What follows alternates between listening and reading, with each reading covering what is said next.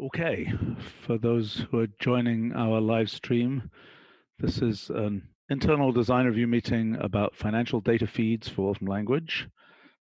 We have for a long, long time had, oops, what happened here? Had wonderful internal capabilities for financial data. And what we are talking about here is having capabilities that make use of external services. So for example, right now, I think you can say things like, I don't know, you could say something like Apple, oh yeah, financial entity. We could say, oops, not Prince, but Price. And that should get us the, oh, what is that? It's last price? Last price. No, that's not right. What is it? We're waiting for some changes to hit production to sync that up with financial data, because you are not using financial data right now. You're going through entity value. Ah, so, okay, so this is, so if I just ask for price. This is part of the ongoing synchronizing alpha with the language.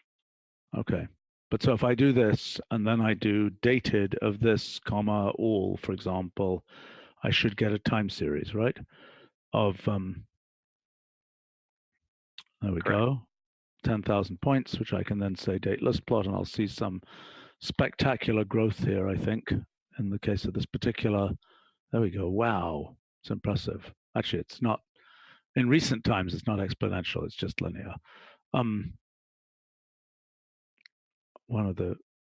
Okay. So what this is about is making explicit use of third-party providers to get both properties that we already have and many other properties, right? So this is primarily Bloomberg and Reuters, is that correct? That's correct. The properties really are unique to that. They're all subtly different. So it's a bit hard to really, maybe last price, but as Jason will tell us, there are subtle differences between the definitions of these properties. So the properties are really scoped to the provider. And that's the thing we decided quite a long time ago. It's hard to aggregate, compare the concept of the property across providers. Fair enough. Fair enough. We're not trying to do that. In other words, we're just taking their raw. If somebody went to Bloomberg property for such and such, we are transferring that through. Okay. So does somebody want to give a demo here before we get, so the issues? Well, you could open, there are pre-prepared examples here. Okay. Well, that's not an example. That's a bunch of things about SSL. Right. Well, that is because this one here doesn't need to set up a connection. It just uses HTTP to a server. Where do you give your credentials, your Bloomberg credentials? You don't. You install a certificate on your machine. That's how it works. I see. And that's something. Do we have a workflow describing how to do that, or at least pointing to Bloomberg's workflow that describes how to do that? I think we should have one like that. So let's make an action item to prepare one. Okay. Which mostly will point to the Bloomberg documentation, I would assume. Well, yeah, I mean, you get who knows if Bloomberg, I don't know if Bloomberg really documents it, but they provide, when you get the service from Bloomberg, they give you a personal certificate to use. That's okay, but when you say a certificate, can somebody explain that to me in terms of HTTPS? Yes, Go ahead. So Bloomberg will give the client a client certificate, and we will present this certificate to the Bloomberg servers, telling them we are who we are. Is exactly the opposite of the certificate that Bloomberg presents or any HTTPS website presents, and then we verify if the host is who the host is. So it's a two-way handshake. And where does that certificate get lodged in our system? Keychain. You use whose keychain? The system keychain. The system keychain, yes. That's what the text says in the Bloomberg data license. Okay, so you put it in the system keychain, and then when an HTTPS request is made by us, Bloomberg is going and somehow, I don't even know exactly how that would work, going and querying that certificate. Is that correct? Yes. How do they do that? So Bloomberg is going to make, it's a SSL handshake protocol. Okay. And Okay. Bloomberg will ask for client certificate and we present that certificate. So in other words, so wait a minute, from our side, our server, it is asking, the thing that connects to them is being asked for the certificate. We are then going to the keychain to pick up the certificate. Is that right? Precisely, yes. Okay, fine. All right, let's take a look here. Handling these certificates is a big part of what Fahim's been doing over the past. It seems like a good thing to work with, right? Is it relevant to other services? Is this something we should generalize? Yes, Well, I've wondered that. Yeah. Go ahead. Go on, Fahim. So yes, it's a way of authentication. It's kind of analogous to OAuth 2 or OAuth, where everything works through the headers. Here, it works over SSL. So yeah. So when you say, so when we have a secured authentication key in our authentication system, by the way, somebody's making background noise. It'd be good if you stopped. When we have our secured authentication key, right, which I would assume is now, so are you saying this is a new form of secured authentication key, or is this something different? It's a very old way of authenticating. It's a SSL handshake protocol, but we do not have any language specification for this in Wolfram language. No, I understand we don't now, but I'm asking you, would it fit into the secured authentication key framework? Yes, it would. So in other words, instead of what we right now are supporting is OAuth only, and this would be another type of secured authentication key, which would be SSL handshake. Yes. Is that right? Yes. Okay. Can you? Isn't there some overhead to producing these certificates?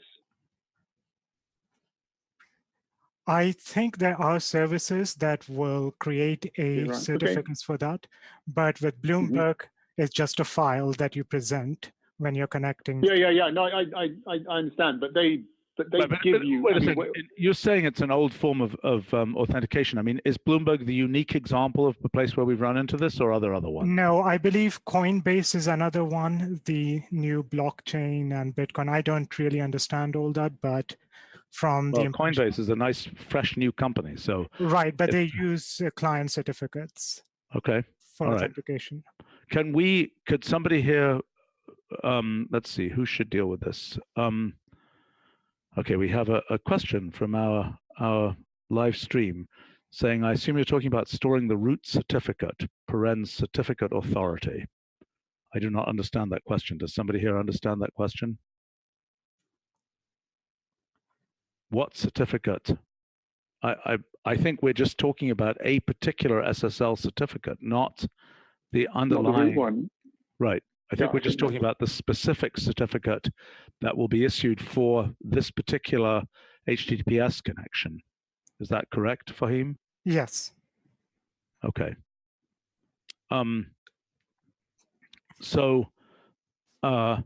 Okay, who here can go find out whether, I mean, I guess Christian knows about the Coinbase case and the service connection cases. Let me see, who's, does anybody else here know about that? No? Okay. I think somebody from sysadmin would be very useful with whoever does our HTTP stuff or web group. I know about the service connections, but not Coinbase in particular.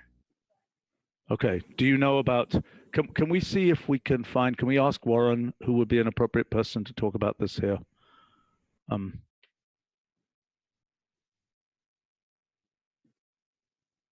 Eric, you here?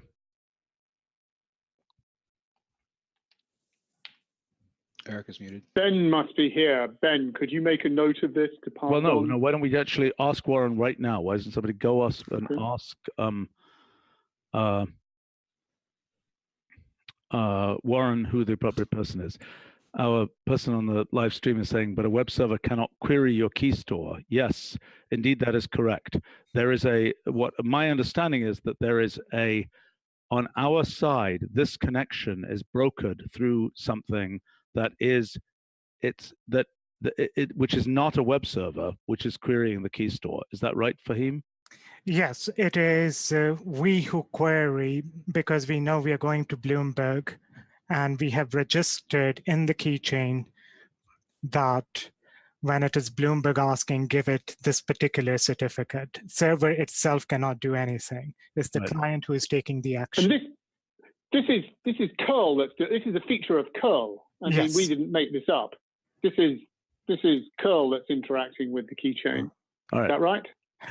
Not 100%. On Windows, it is true. On Linux, it is true. On OS X, it's not 100% true. On OS X, we tell curl, we use a bit of our code, and then provide the certificate to curl, and then curl takes over from there. So there's just one small step. But yes, right. But we're using curl for the interaction here. We're right. Mm-hmm. Right. Okay. All right. Let's go and actually start looking at content here. So, Bloomberg data license. Why is it called Bloomberg data license? That's a very weird name. I mean, that is an entity. That is a Bloomberg entity. It's a custom entity. This is what Bloomberg call it. But Bloomberg data license? I mean, that's kind of weird. It's a custom Bloomberg entity obtained through the Bloomberg data license. Is that correct? Yes, I think so, yes. Right. And then it is the PX_last property, Bloomberg named. Yes. Yes.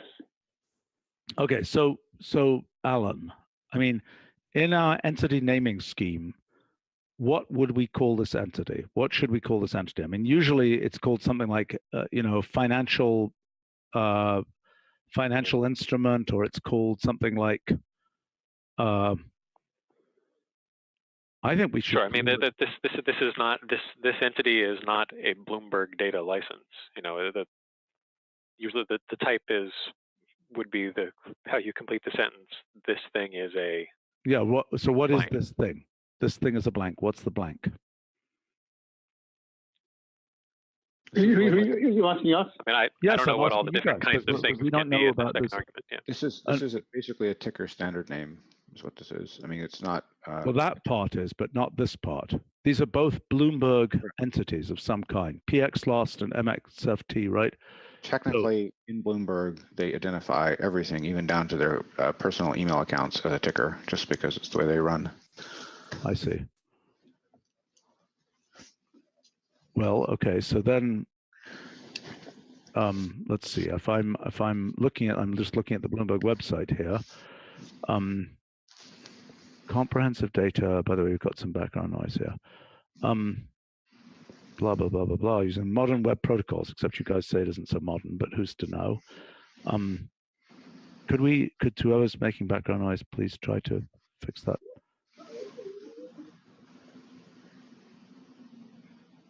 Could you try to fix that, please?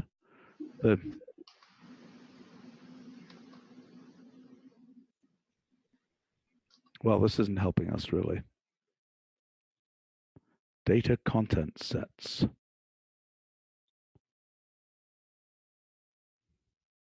So what should this be called? This is a property of a Bloomberg. Well, I guess the entity property thing here would be like, in the usual case, would be financial instrument. For the entity, but the entity property. No, but the entity property goes with the entity, so it is a property of a financial instrument, for example. But what is the analog of the word instrument for a Bloomberg what? A Bloomberg entity? It's an entity that is a Bloomberg what? Well, in this case, it's the thing which has a price, which is not the company. It's the security, but that's not going to be true for every entity they have, because a lot of other entities which are just indicator time series, like the CPI or something, which is an actual traded instrument. Okay, so what is the difference between Bloomberg data license and Bloomberg Terminal? They're different technologies. So Bloomberg Terminal is the sort of real-time okay, data but feed. This entity is not a Bloomberg Terminal. No, the entity is the. This is the group of entities. We're aware, but the point is that we just got to come up with a consistent name here. Alan, help me out here. What should I mean, your suggestions like Bloomberg financial instruments or Bloomberg. I'm not sure because I don't know what all the different things are that this can represent. The worry is they're not going to be unique, right? I mean, if you they need the pair here. Bloomberg data license MSFT US equity will return something different. Bloomberg terminal MSFT US equity. Correct. Right. Okay. Oh gosh. Well, so there should be a noun at the end of this that is, Bloomberg data license instrument. Pretty horrifying. Type it in.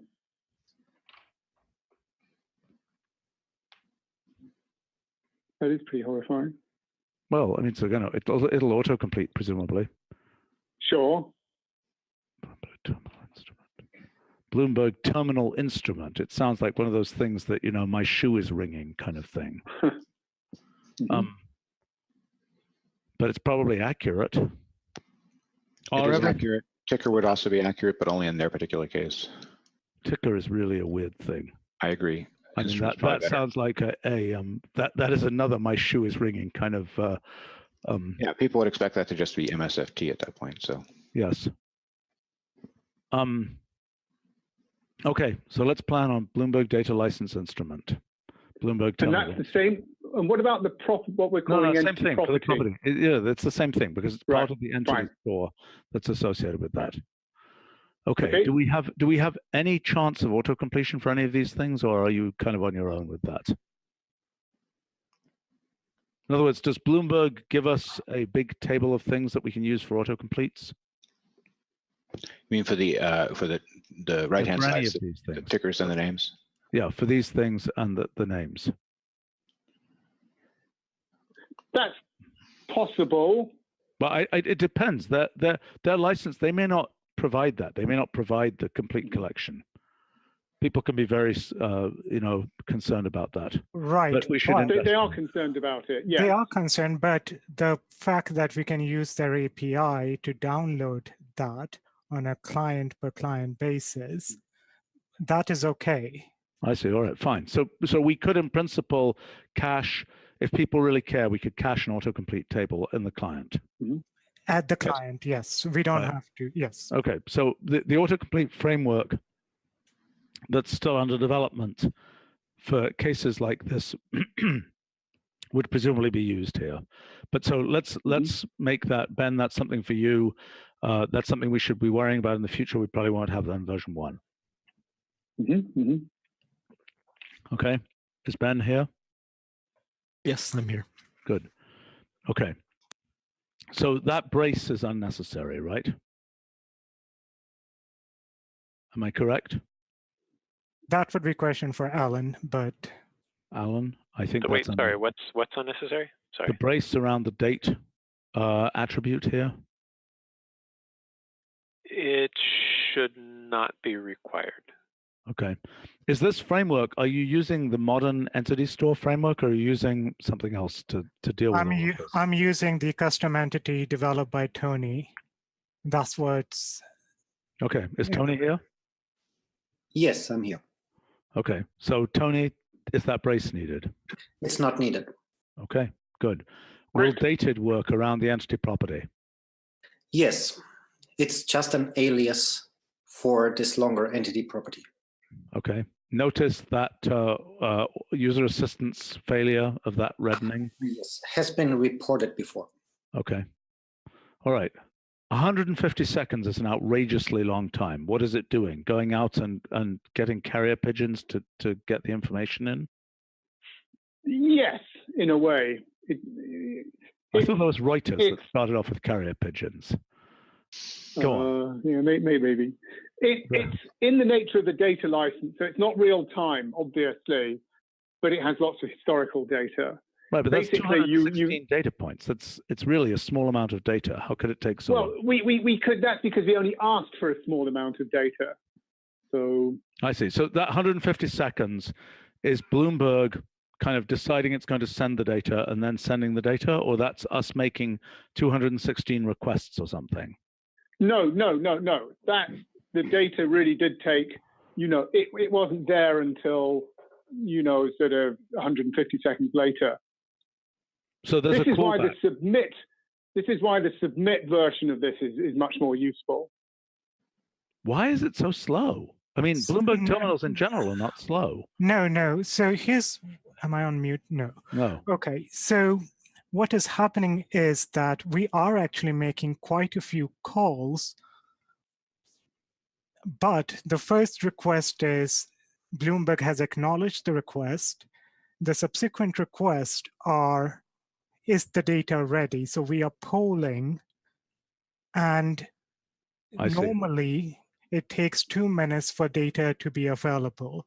And when the data is available, we get that data. Oh, that's weird. Okay, fine. Why on earth is that? So is that may be something to do with their data license? It's the API, yes. Yeah. Okay, so it's going to take 2 minutes. Okay, so that's the answer. Yes. So okay, very weird, but that's the answer. Okay. Right. That's why the submit version, what we called scheduled service submit in the last meeting, is more useful. Okay, well, let's come to that in a minute. I think Warren just joined us, and actually somebody from our live feed is making the comment: connection to Bloomberg is encrypted using a mutually authenticated SSL session. I think isn't that? That's accurate. That's precisely what it is. That's what we were talking about initially. Okay, so hey, Warren, are you here? Yeah, I'm here. Okay, so we're talking about the way that our OAuth, so we have secured authentication key that represents OAuth's authentication for connections, and we're talking about this SSL certificate-based authentication mechanism that involves storing, maybe somebody can explain. Fahim, do you want to explain? Yes. So when we are connecting to Bloomberg, we have to present client certificate that Bloomberg has provided to us to tell them that we are who we are. And so I believe that client certificate is stored in the keychain for that particular user. Is that right? Yes. So you can't do it on a site-wide basis. It's stored on a per-user basis. Is that right? If you're asking me, you typically, we do this internally where we have things that connect to other stuff.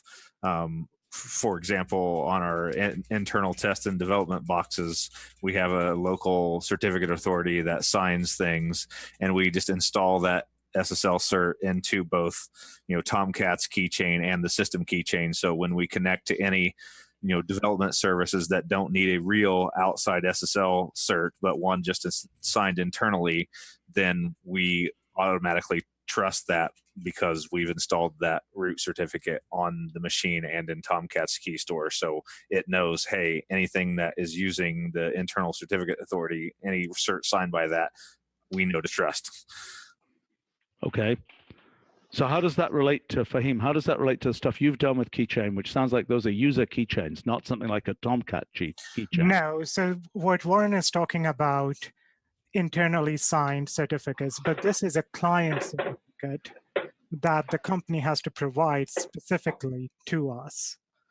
And that lives in the keychain. In a particular user's keychain, right? There is no system-wide keychain.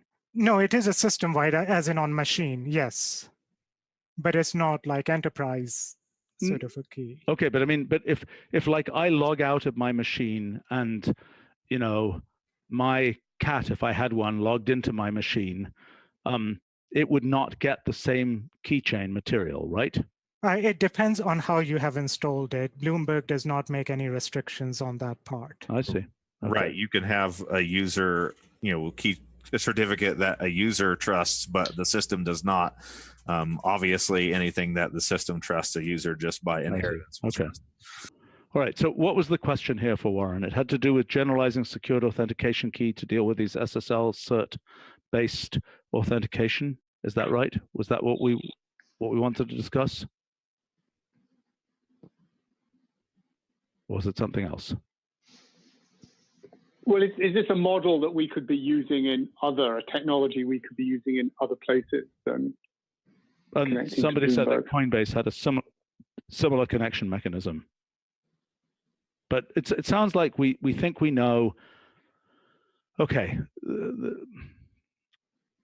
The question is, how would we do a top level design for secured authentication key that is making, because right now with the OAuth stuff, I don't even know. Yeah, I think this is a separate discussion. We should get on with the financial data discussion. I think it's a separate discussion. I think we can break this off and have, if Fahim can package that code so that it is generalizable, then we can try and figure out how to. I mean, we should look at the one other case of Coinbase. If you think that really is another case, does anybody know of other services that require these client certificate things? No? Well, okay. Let's break that off and separately talk about that. I mean, what Fahim has done is build this into our link to curl that is the base of our, sort of URL, sort of execute and, type functions.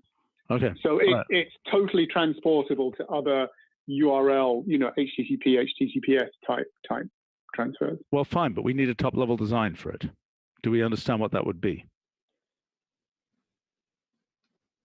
That would need some thought. Person on a live stream is asking, I assume the client here is the Wolfram server performing a host-to-host request instead of being a user's browser. Absolutely. It is Wolfram Language code. It's the Wolfram Language system that is acting as a client interacting with the external, in this case, Bloomberg server.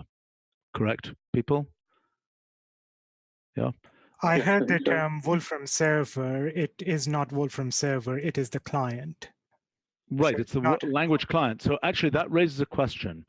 Is this stuff going to work in the cloud? Yes, it can work if the certificate's installed on the virtual machine, which it can be. Yes. No, wait a minute. You're answering for a private cloud, Tom. That's correct. Right? Okay, so what you're saying is, in a private cloud, one could have, and we have a bunch of customers in the finance area who definitely care about this. One could install, that would be kind of a nice thing. One could install the Bloomberg certificate in centrally in the private cloud. And where would one install that? Well, they would just go to the virtual machine that is the private cloud and go install the stuff. And it has nothing to do with our configuration stuff. Correct. And then, but now for our public cloud, it's hopeless, right? We can't do it. No, we cannot. Fine. Okay. So that's a great distinguishing feature of our private cloud, the fact that you can do this. Yes, indeed. But in order to make that work in the private cloud, do we need features from beyond? I don't even understand how a keychain would work. That's some kind of system keychain that happens to be running in a virtual machine? Yes, on Linux it would be PKS util. You just give the certificate and it will install it in the correct place. Okay. But again, so what does it look like when you make a call, which is basically a URL execute call that has an authentication option, and the authentication option says, basically, this will use the SSL certificate with such and such a name to make this request. Is that correct? Not quite. The way we have done it, it is done automatically. That is, from Wolfram Language perspective, there is zero code. And because how does it know that when you're making a request? I mean, the Bloomberg, connection is ultimately just a random URL. Is that correct? It's not just a random URL. It's a specific endpoint. All the requests go through that. No, I understand, but it's a specific endpoint, bloomberg.com/API/whatever. Yes. Right. Okay. So for that particular URL, you are in some way knowing that when you make a request there, and the request you're making is somewhere deep inside the entity store, inside the code that implements the entity store. Is that right? Yes. Okay. But were we to do that at a more top level, were we to do that in a more raw way, we would be calling URL execute with an authentication option. Yes, that's exactly right. If you wanted to give any kind of random certificates, yes, you would be doing it in Right. So all I'm saying then is that we should just have a case of secured authentication key that says, instead of OAuth, just says the name of the SSL certificate that we're trying to use. Yes, Right? I think that's fine. That's clear. So that potentially is implementable. Okay. Warren, any further comments on this? I don't think so. Okay. Thanks for your help. Yeah, no problem. See you. Okay, let's get back to the asynchronous case here. So what you're doing here, oh my gosh, this is all pretty horrifyingly complicated. Wow. You kind of suggested that. I know I suggested it. It was a lot less complicated than the previous version. Yeah, it's our submit functionality. Okay, so what is it? The scheduled service submit is an analog. Why is it not called service submit? Because it's, why is it not just service submit? Well, that's a good question. I think we did call it that at one time. I see that one shot thing there. Right. So sometimes there is a calendar option in there as well. I think there's an example of that for him, isn't there? Okay. But so this is the analog as service execute is to service submit, as URL execute is to URL submit, correct? It certainly could be, yes. Okay, so let's take a look at URL submit and remind ourselves what that does. Right.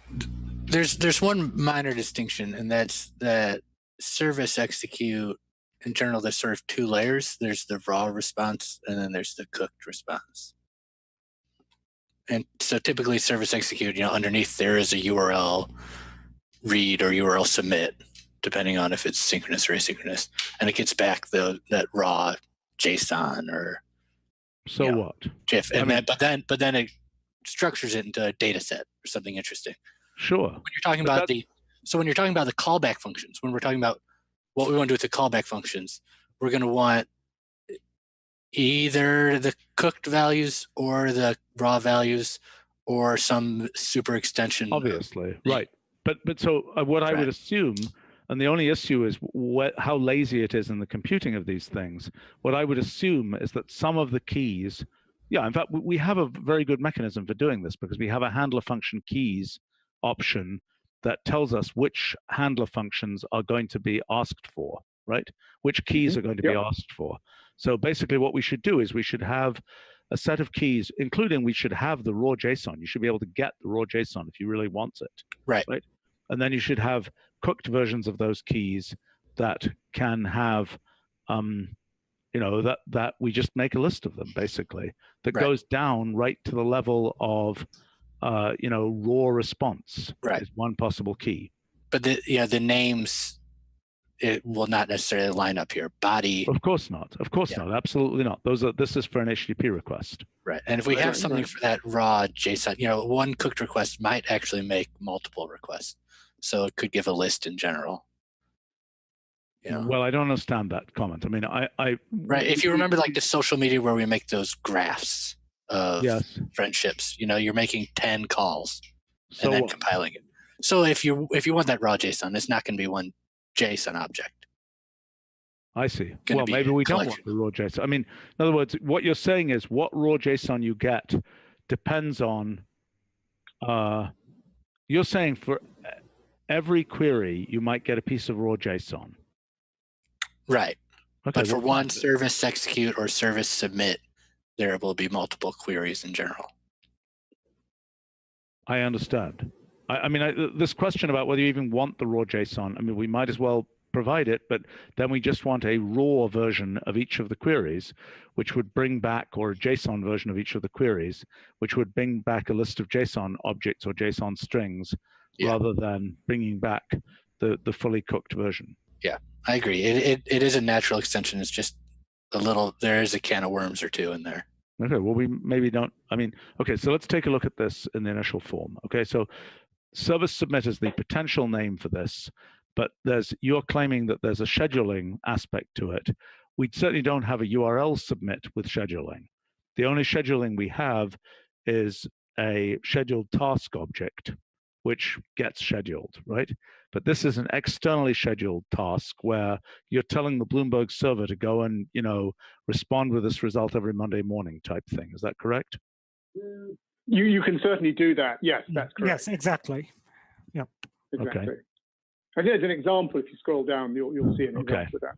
But let's take a look here. This is the analog of this to service execute is, okay, so the service, whoops, I don't mean that. I mean service execute. Service, I guess, is here Bloomberg data license. That's the correct name for the service. It's a pretty weird name, but anyway, whatever. If that's what they want to call it, that's what they're calling it. Okay. And then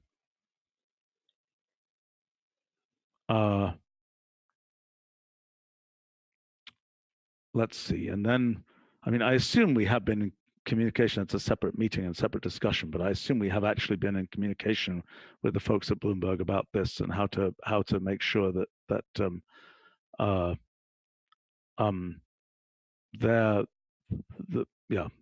their data license documentation covers this, et cetera, et cetera, et cetera. Okay, I'll assume that's all under control. Okay, not the issue we're addressing here, but now, okay, so the typical thing is a service and a request, and then a bunch of parameters. Okay, so are there any other requests to Bloomberg data license other than lookup? No, so Fahim, we talked about this, and we brought everything into just lookup. Okay, to seem more natural. Okay. Yeah, it's a little funky that you have to put the word lookup there. It sounds very much, it's like an incantation. Right. All right, but it is not the only incantation in this business. Okay, so handler functions, task status changed. Okay, result received is the main thing that you want as a handler function. Why on earth are we having, okay, schedule of one shot that's the default for a service submit, right? Yes. I think so, yes. Okay. So the result, where did it come back with that result? Okay, so the result received is an association that looks like this. Is that correct? Yeah. That's what we thought of doing, yes. I mean, I don't quite understand. If there's going to ultimately be a value, why not have a hash value thing that just is the value that can come back here? I mean, why have to go, hash evaluation result of quotes value to get the value? If the thing is always going to bring back one value and the rest of it is just telling you what you asked for, it might be very useful to know what you asked for, but ultimately what you want is the value that comes back. Right? Probably, yes. Well, it depends. I mean, you have a bunch of asynchronous result things. I see. The problem is because this is asynchronous, you actually don't know what you asked for when the thing comes back. Well, you could always encode that information in the handler function that you have there. Could have, we're assigning it to a variable. We could assign it to a different variable. Yeah. Right. Yeah. So I kind of like having richer results is useful, I think. I understand, but we can provide multiple keys here. Yeah, for service. Yeah, in general, for services, we're not stingy with adding requests. So we could have latest value and latest data as different names. You mean in the lookup instead of lookup? Instead of lookup. Well, is it always called value? And is it always latest value or just value? It would be value, and it would be, what would this be? It wouldn't be called data. What would be the right name for this whole thing here? Association? Well, when this is going to finish, this is like the end of the one shot. So this is kind of like a result. What is the result? The value is the result. You got to Well, decide. Are you calling it value or are you calling it result? What? I personally right, let me prefer just, to call it result. fine. What I'm saying is that when this has come, it's going to terminate. It's going to exit. I agree. What's your point? Right. No, so Well, one I way, mean, it's not like latest. It couldn't be something like latest or I know, we something, know. I because don't think that's the right idea. there's only one. That's only not one the right game, idea. right. I'm going to Right, suggest right. value and response. And response is the complete thing here. Is that reasonable? That- I'm not sure if that's reasonable. What would be a good way to describe this whole thing? Well, okay, preliminarily, let's say value and response. Let's see how that flows in other places. Right, fine. I would sort of prefer to call it result, given that it's bringing back something like a time series, which is hardly a value. Agreed. Values are definitely technical meaning inside the payload. What does PX last mean? Last price. Why don't we call it that? It's the Bloomberg symbol. It has nothing to do with that. That's the particular thing you requested here. This is Right. the whole. I get it. This is generic for any property Yeah. to give you a result. The only question is, what is this whole? I mean, we could call it request result. What should we call it? So we're going to require that they tell us what property they want. We're not going to have a pre-built request for given properties. They always have to tell us the property. Look. Here, okay, first point is, yes, we're not gonna, this lookup thing is always just one incantation, right? It's the you know, in some weird, you know, magical spell thing, it's the thing you say to make something happen. Okay? And then the actual Bloomberg name and property stuff, I don't know, are there other things you can put in here in addition to name and property? Sure, there could be specifications like date ranges and. Okay, so that's part of the Bloomberg world, but the left-hand side is determined by us, right? Yeah. I'm just thinking for other service connections, we've taken like the most basic thing that people are going to want to make and made it as easy. Don't worry about it in this case. This is a complicated world. People want very specific Bloomberg queries. Okay. Mm-hmm. But what we do need to know is what the other left-hand sides are here. Do we have? I think name, property, and date. Are there any others? No. I'm not sure there's anything else. Fahim, what do the APIs do? That's all there is, because we covered tick data and we also covered, right. Everything can be covered under property. Okay. So if you see historical data, how we have done that, we interpret it using interval. Right. Okay. Yeah. Someone from the live stream is suggesting, how about response object for the name of the thing? Unfortunately, it's not. Well, we would usually call that like an HTTP response is an object, but this is just a naked association. With no head around it. Right. I mean, in the case of, if this was an import thing, this would be called rules, using the somewhat old-fashioned name, right? That would be, when you do import, right? That is a common rules for values of all elements. But that's because we didn't have associations in those days. Yes, that's true.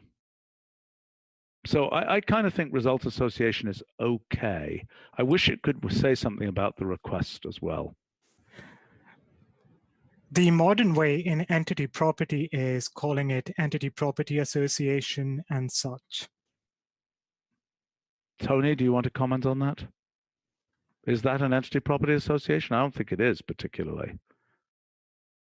An entity property association has entity as keys and at a lower level properties as keys. Right. So this is not that. This is the fact that this says service.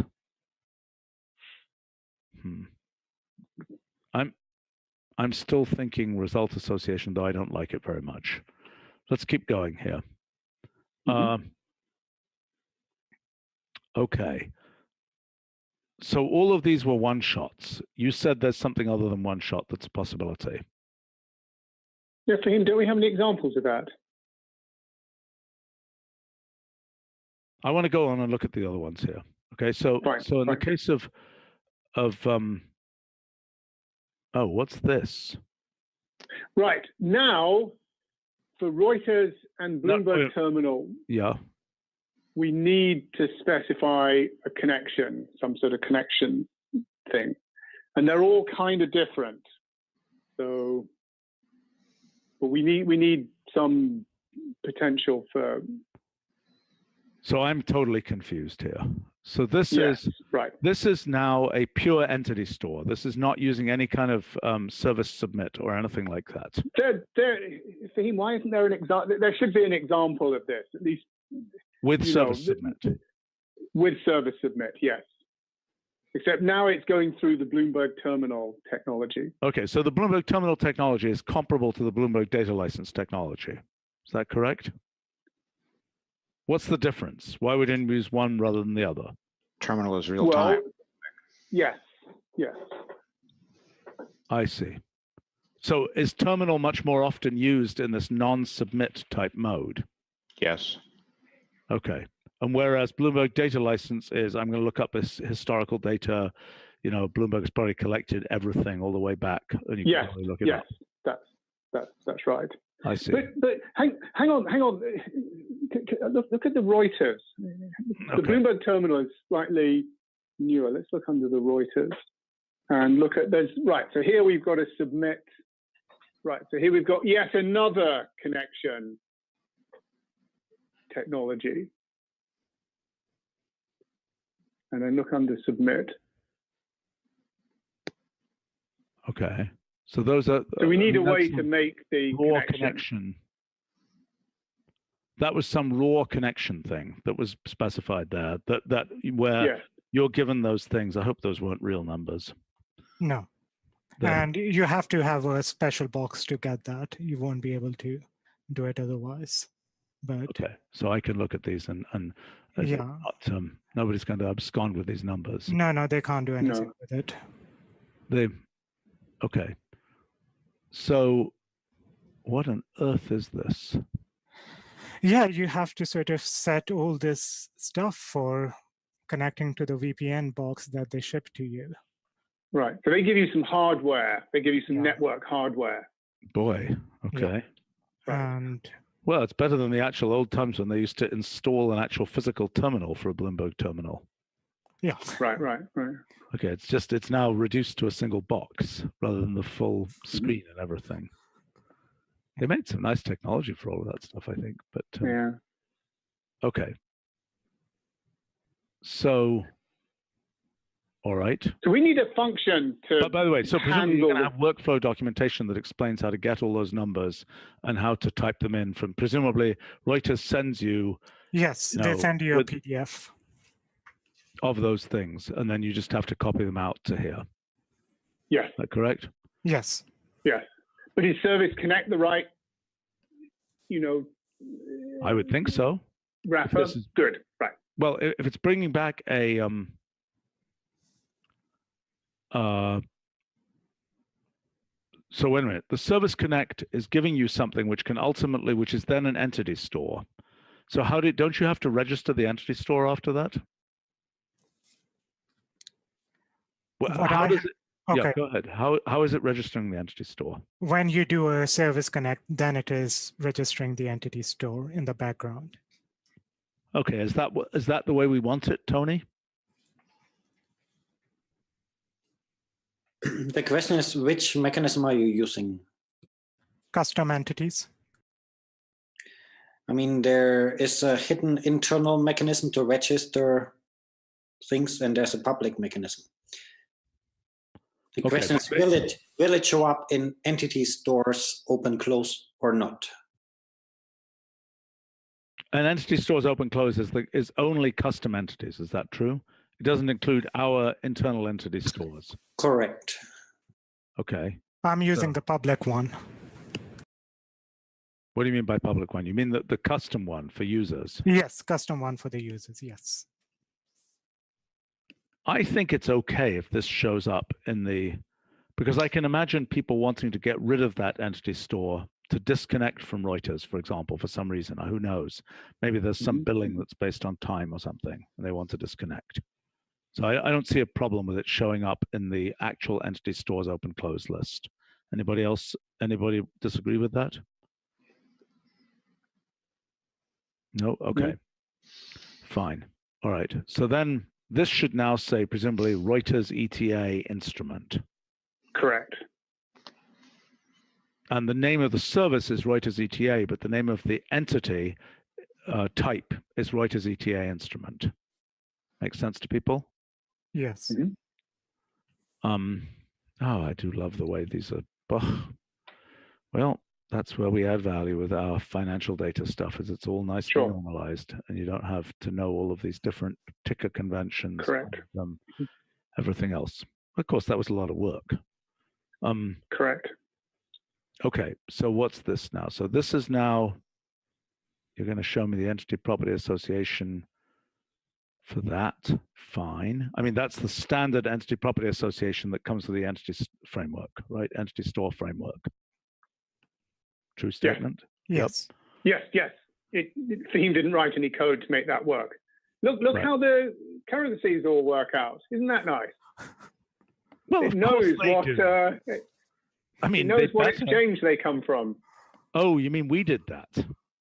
We did that, yeah. Okay. They just send back numbers. Okay. Well, that's much nicer. Isn't that question nice? About the exchange mapping. How are we? I mean, if they change, if they add the, I don't know, the Fijian. I don't know whether, I doubt very much that there's a Fijian stock market, but if there was, or if there started to be one, a Tuvalan stock market, are they going to, I mean, how do we get information on that so that we can do the correct currency thing? What, do we query the currency, don't we, Fahim? We do query it, and we look it up against our names. So as long as our... Okay, so long as it's an ISO code for the currency, we'll get it. Yes, we'll get it, yeah. Okay, fine. Right. It's quite nice. A lot of work went into that. Yeah. But now those entities, I see. So these are the names. These are the pure Reuters names for everything here. It's kind of funky that we're seeing, basically, because usually those names will be our common names that you see in the yellow box. See what I'm saying? But it isn't a common name here. It's a standard name that, in fact, is somebody's weird alien standard name. Am I making sense? But it's standard in the alien universe. No, but what I mean by that is, if you type in, look, if I were to type in something like, if I typed in NYC, right, it's going to say New York City, right? But if I say what actually is that, its standard name is this complicated thing here. Do you see what I'm saying? I'm sure if I type in something like, if I typed Alan Turing, I'm sure that will be the name that prints, but the name that is underneath there is,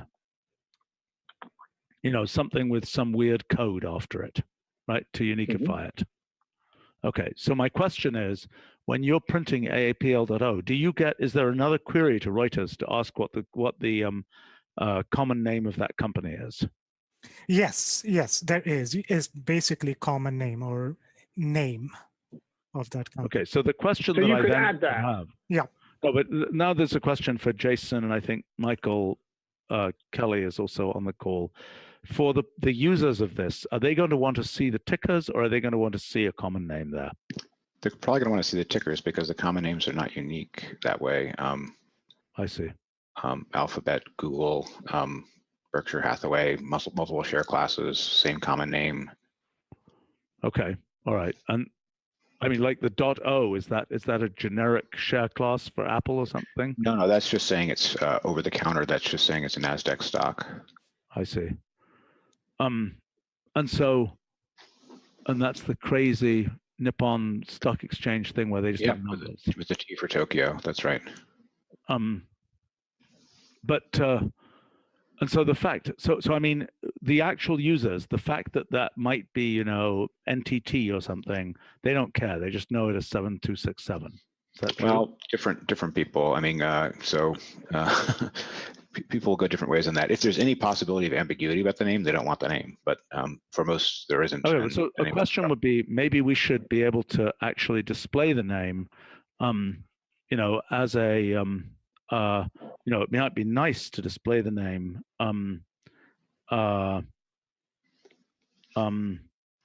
Sure, if you tooltipped over and got the name, that would be best of both worlds from most users' point of view. Well, but what about displaying the name as a paren? Possibly. I mean, Alan and Tony, I mean, right now, you are simply defaulting. In this case, normally, the display for an entity would go and query the common name. Is that correct? But if I were to take that AAPL.O, it doesn't have a common name. No common name has been assigned to that entity. In the custom entity framework, how do you deal with common name? If you specify a label, that will be used, otherwise the canonical name. Okay. So the question, the label here be Apple, right? But the actual underneath. Right, that's correct. But so now the question is, in terms of the display code, you know, what would we like this to look like? If you had the choice of what this looks like. By the way, it also is rather strange that you don't have anything, and I don't understand why this is the case. Why doesn't it have a word there after AAPL.O? Why doesn't it say? That's only on input, isn't it? If you evaluated that New York City, you would just get. Oh yeah, that's right. Okay, so I see. So on input, if I were to copy this down, on input, this will have a horrendous long Bloombergian story. Okay, well, that's perfectly nice. Okay. I mean, it's a little weird with the Reuters ETA because it's all caps, but that's perfectly reasonable what that does.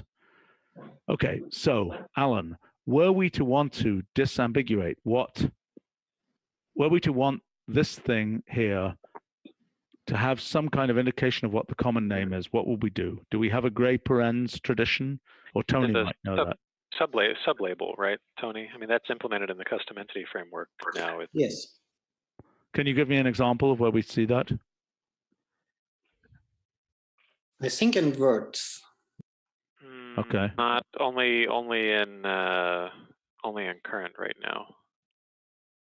That is totally weird. I typed in the word shoe. That's the craziest thing. That's a very weird disambiguation. That was extremely strange. Okay, but so what are you telling me? That if I had multiple word meanings, I would see a gray paren with the disambiguation of the word meaning. Is that correct? Sorry, I was just checking shoe.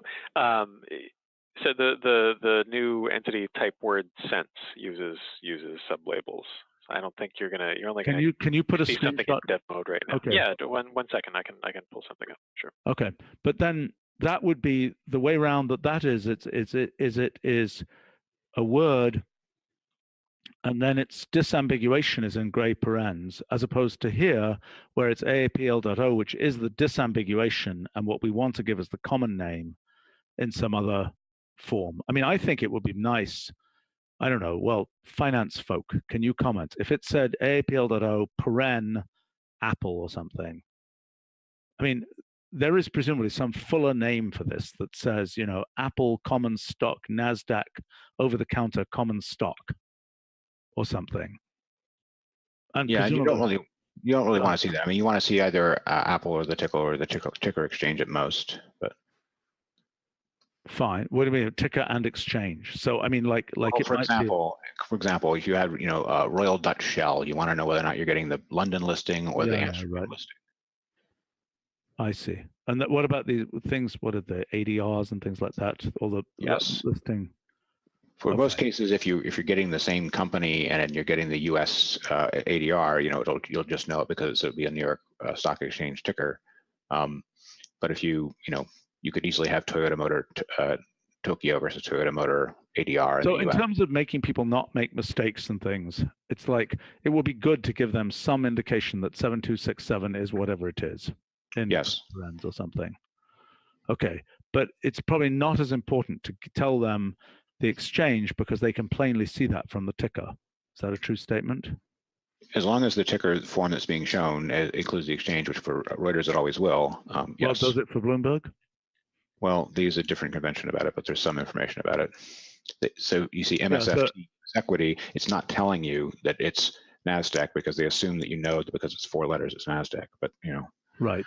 Well, that's okay. That's all right, because that's a repeated thing. I mean, anybody who's in the biz knows that. Right. Okay. So, Alan, when you get that, okay. So fine. I emailed a screenshot to you. Okay. Great.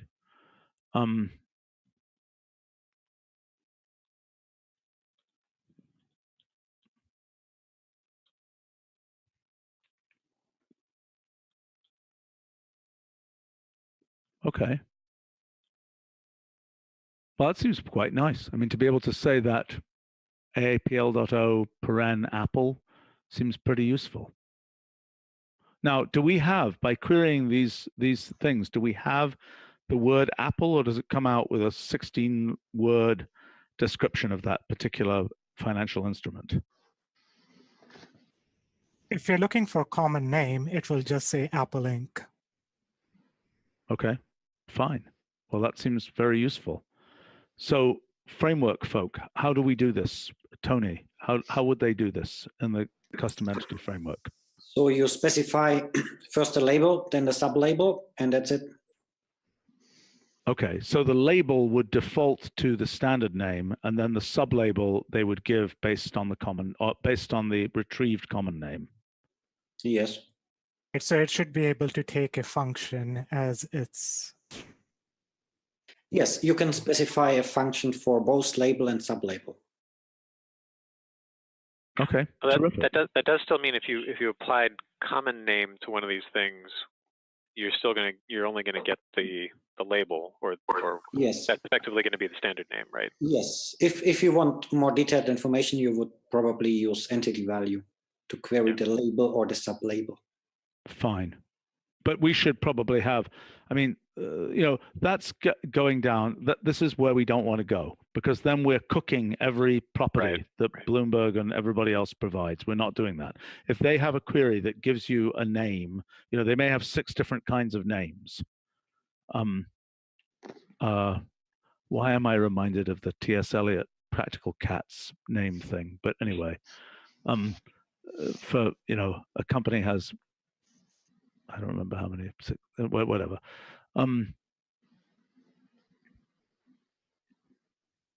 Okay. All right, what else do we have to figure out here? Looks to me like we're, okay. Oh, there's a case we haven't seen yet. Okay, so wait, finance folk here. What? Oh, wow, that's in Jersey pounds? That's exotic. These properties, they just are what they are. There's nothing we can really do. They're just whatever the Bloomberg or Reuters properties are, we're just going to give them here, right? There's no reason to annotate that in any way. I agree. Okay. Okay. All right. So it looks like we have one more thing to look at, which is this continuous schedule thing, whatever that means. Right. This is a way of streaming real-time data. Okay. And so we wanted to know what the right naming conventions for all of these things would be. I think that's different from a submit. I mean, a submit is a fire and forget type thing. Well, is it you can submit a scheduled, you know, something to go on a schedule. So whenever, you know, the schedule's satisfied, it does something. This is kind of similar. Yes. Whenever there's something there, it's going to trigger. So it's similar to session submit of a scheduled task, I believe. Walk me through that. So wait a minute. How does a continuous task? And I don't think anybody in this meeting is an expert on continuous tasks. But continuous tasks are really just like scheduled tasks that just keep running. Well, you can say that, right? But I'm trying to understand in terms of the submit mechanism for a continuous task. You're saying, okay, so in a private cloud, you can say cloud submit or cloud deploy of a continuous task. Right.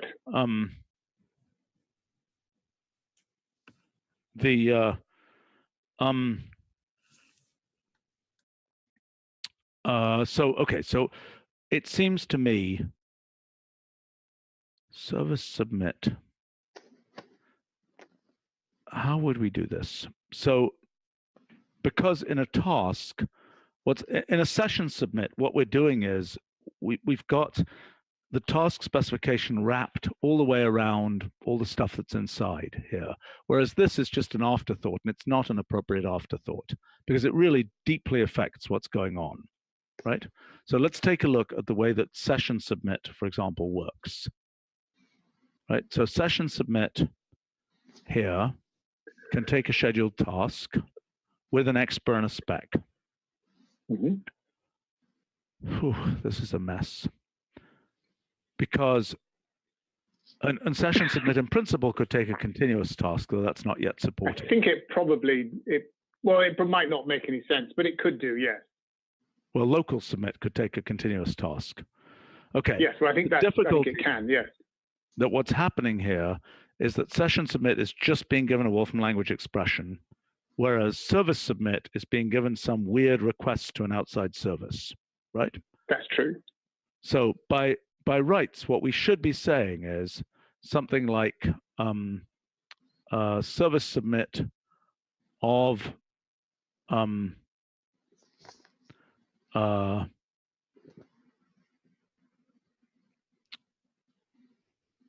somebody is pointing out from our live stream that scheduled service submit has a typo in it.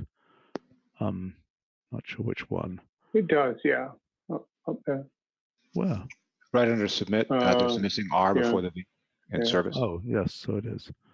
I hate seeing those things. Okay, so session submit. So the issue is normally the payload would be all packaged up, right? So the payload, and if the payload expr is packaged up, we can as well rewrap the payload with a continuous task. See what I'm saying? But we can't do that here because in the service submit, the payload is not singly wrapped, so to speak. Humph. Might suggest there's something wrong with the way we're doing this. Okay, so the difference, so cloud evaluate would be the analog. Okay, so URL execute doesn't have the same issue because it's payload. It's only ever a one-off. Well, we don't have the possibility of a URL submit that has a continuous task inside it. Although that's not obviously wrong. In other words, we do have client-side refresh for URL submit, if I'm explaining myself. But that's client-side. So that would be session submit of continuous task of URL execute. Yes, I agree. But so the issue here is that what we've got to do, we want to represent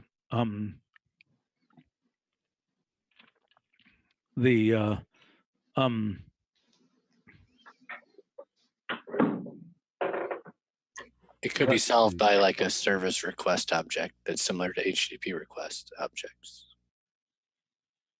Okay, that's an interesting suggestion. Then it's all wrapped up. That makes a lot of sense to me. Okay, so you're proposing that what would happen is instead of that service submit would generally have a service request object inside it. As a courtesy, we might allow this exposed version. Right, but if you want to schedule it, then you're going to have to use the object. Right. The exposed version is only the one-off. Somebody is pointing out on our live stream, it seems like a non-obvious API. Yeah, this is absolutely horrendous. We're dealing with a jungle of outside weirdness here. If we were just inside our own language, it's very beautiful. We're trying to interface to the jungle of the outside world here. I think service request is a good way to do this. So in other words, what we would do is everything here would have, hey, we got background noise. So that would then have the service name. Well, what we could do here pattern as service execute. Yes, although we could in fact support something like this, which would make something of that kind. That seems to me a reasonable way to do it. It's a fine extension. Yeah. And then in the case of and then what would happen is that's in the service request, although or you could just give a service in the request and then the properties there, then the parameters there, right? Yeah, you have parameters. Right, which is exactly like what we get in a full URL specification, right? In a full HTTP request, we've got here the scheme, the user, the domain, blah, blah, blah. And this service request could contain authentication information, all kinds of lovely stuff, right? But then the full wrapping would be service submit of continuous task. It could even take a service object instead of a name for the service. Yes, that's right. And that would contain the authentication information in the object, in the service object. Right. Okay, so there's a service request that wraps a service object. So we've got 3 levels here. We've got the service submit, which contains all the handler functions and things. Right, those are the callbacks. Yeah. And then we've got the service request, which is the packaging of the request that's being made, the continuous task or the scheduled task, which is controlling under our control, because that has nothing to do, well, no, we have to translate when the service submit happens, it has to translate our scheduled task specification into, let's say, a Bloomberg scheduled task. Is that correct? Yes. Yeah. Have we already done that? Well, you just suggested it, so. No, but I mean, in terms of our scheduled task specifications, is that non-trivial or is that trivial? It is It's it could be easy. It's or relatively trivial because Bloomberg don't support an awful lot of. I mean, it's just daily and weekly, isn't it? That's all they support. Okay. So what do we do? Are we talking about the continuous task where the data from the Bloomberg is always coming, but we only present the data with the given scheduled task verbiage? Okay, hold on. There are 2 different cases here. Whoops, scheduled task, which would be which has a schedule here, right? That scheduled task is, I mean, I feel bad showing all this stuff. It's so grotesque, all these ways we have to do this to interact with the outside world. So beautiful if we just do it with our own internal stuff. That schedule is the service schedule, so it's not as rich a language as ours. No, I understand. So it's the scheduled task. By the way, the answer on the question on the live stream about continuous task, a wrapper rather than being a parameter, scheduled task, because continuous task is really thought of in a different way. It will be running on some embedded device. The typical use case of a continuous task is you have some random Raspberry Pi that's running some image processing software. You just want it to keep running forever. And when the thing reboots, it will keep running. It just always keeps running. That's really what a continuous task is. You can, and it's a little bit different than a scheduled task, which says, run it every 5 minutes or something.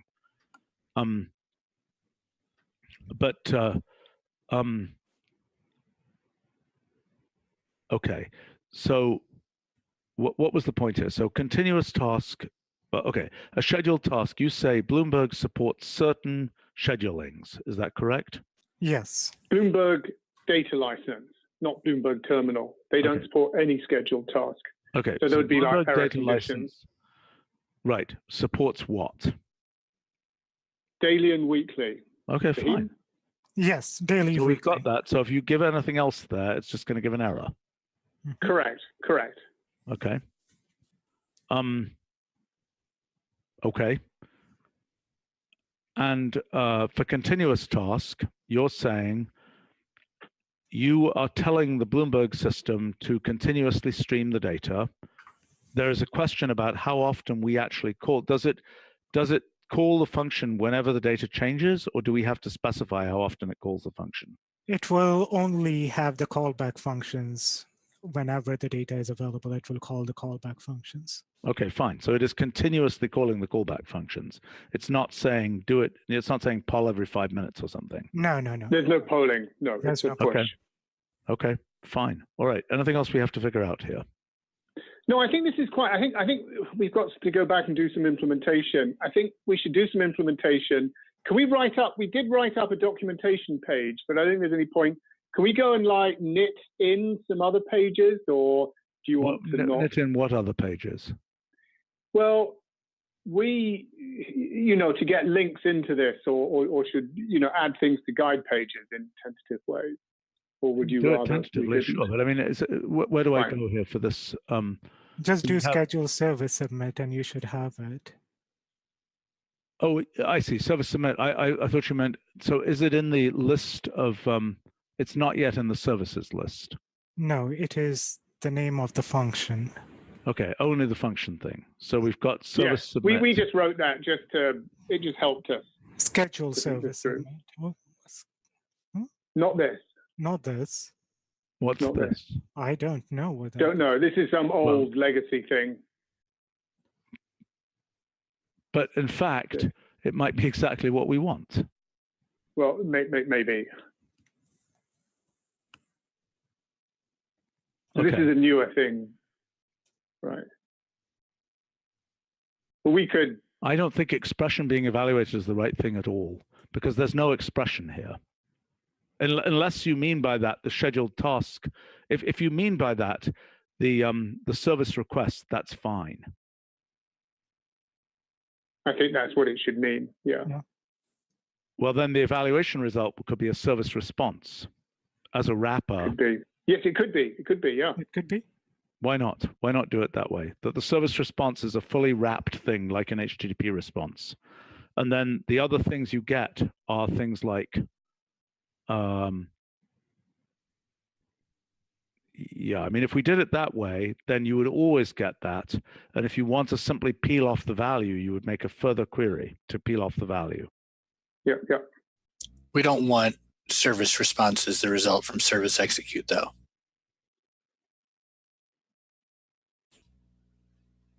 But if you give a service request to service execute, the result should be a service response, surely. Look, there's another degree of freedom possible. here. URL execute doesn't give a. Look, we've got this word. Yeah, if you give it. This word lookup, which is just our random incantation. What we're really saying is there are different cases here, because you might just want to get back a pure value, or you might want to get back this whole response. Why not encode that choice in that thing, which otherwise is a purely vestigial incantation? Am I making sense? I see. Right. So then what we would do there is say, let's see, what we would do is say something like, I don't know, look up, Reuters. Okay, so what would it be? It would be, what is the name of the request? So that, let's imagine there were two requests. One gives back the service response object, and one gives back just the value. We could say value lookup versus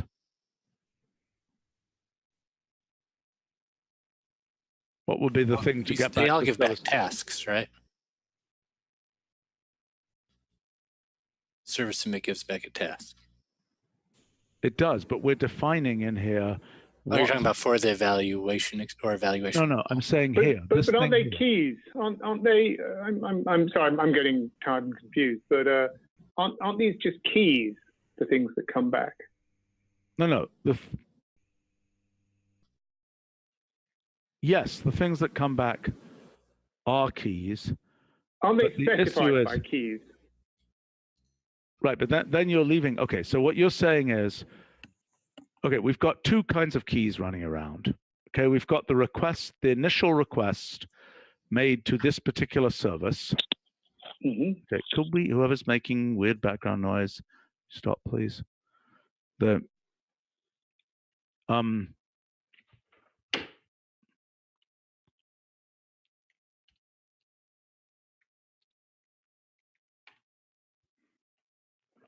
Okay, so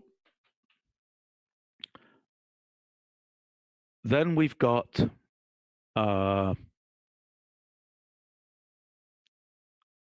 let's see. The concern is something called an evaluation expression would have to be a constructed service request, because that's the only reasonable thing that can be called an expression. But it's not even being evaluated. It's just the wrong name.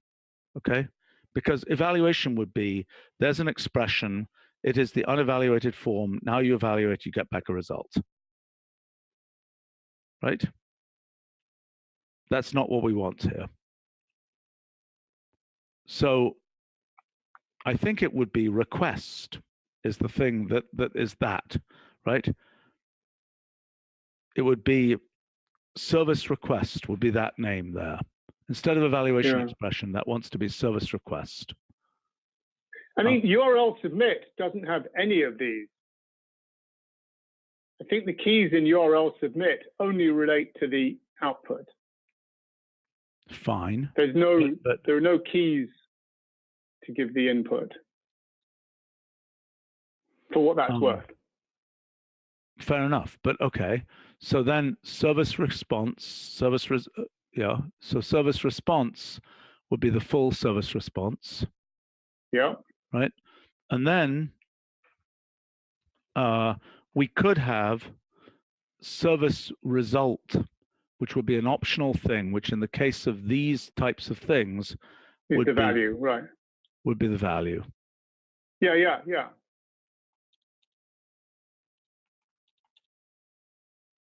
This looks okay. Default result returned in the returned from the request. No, default's not the right word, because that suggests if it can't figure something out, primary. It just be primary. Primary. Yeah. That's a good word. Okay. So expression form of the original request being made. Yeah. Okay. Fine. Okay. Result. Full result or. Well, service response result from the request. Isn't that a tautologist? It's a bit result from the self-referential. Request. A service response is a service response. Okay, response from the request. I like that. Expression form of the response from the request as a service response. Fine. Object. Yeah, fine. Okay. I think we've got some things to work up on this. Right. I think this is a pretty good, and this should be renamed here to be service submit, and this, fine. You should move over the things here. Right? Yeah. We I'm pretty sure we wrote this the last time, months and months ago when we were. Months ago, right. We need to get this out, by the way. We need to finish this. Indeed, we do. Okay, great, guys. Great. Can you send that notebook to Ben? Yep. And we'll get it in the notes and Fahim maybe. Yes. And Fahim, we'll go over this tomorrow morning. Okay. Okay. Yeah. Okay, this was for people on the live stream. This is a particularly grotesque piece of design here because we're dealing with this outside jungle. It's really, I mean, it's horrifying. Right. It's usually much more beautiful than this. We do our best. Right. I mean, this will be quite nice. I mean, as a way to achieve this functionality, we're making use of the symbolic structure of things like service requests and so on. Which is fairly nice, given the horrors of the fact that we're dealing with lots of incompatible outside services and so on. Let's see, I'm sending it to Ben, Fahim, and who? Tom. Yeah. Tom. Good Okay. Fine. old Tom. Right. Indeed. Okay. Okay, that's useful. Okay. Thank you. Yeah, Thanks, that's good. Let's go back to this implemented stuff, if that's okay for everybody. Okay. Thanks everyone. Thank you. See you later. Right. Bye. Cheers then. Bye. Bye.